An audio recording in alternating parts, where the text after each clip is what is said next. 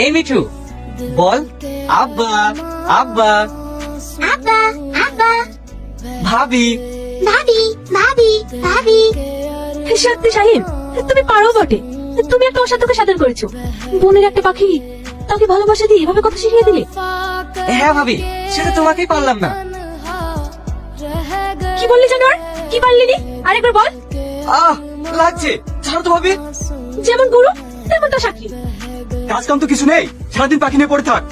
যত সব বদমাইশি, ওই পাখি তো আর খেতে দেবে? ওগো, তুমি ওকে ভাবে বকছো কেন বলো তো? চুপ, সব নষ্ট করে হচ্ছে তুমি। আদর দিয়ে দিয়ে ছেলেটাকে বাদর তৈরি করেছো। এই শোন, এই বাড়িতে তুই থাকবি, নাহলে তোর পাখি থাকবে। আর তুমিও শোনো, ওর পাতে একদম ভাত খুলবে না, এই বলে দিলাম। ওগো শুনছো? সর্বনাশ হয়ে গেছে। কেন, কি হয়েছে? এই দেখো, পাখিও নাই আর তোমার ভাই শাহিনও নাই। তুমি কি বলছো? শাইন নাই মানে? তোমার জন্য, শুধু তোমার জন্য ছেলেটা বাড়ি থেকে চলে গেল।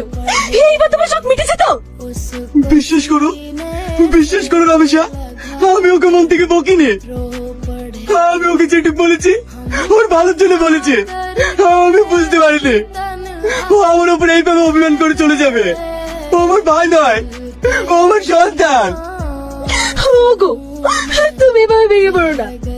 শাহিনা তোমাকে চাই থাকতে পারবে না। দেখবা, ও ঠিক একদিন ফিরে আসবে। এই মিঠু, তোর খুব কষ্ট হচ্ছে না? খুব খিদে পেয়েছে?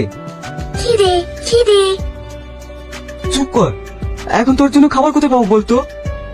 এই সালমা, দেখতে পাচ্ছিস ওই ছেলেটা কত সুন্দর পাখিটার সাথে কথা বলছে? তাই তো রে, চ গিয়ে দেখি।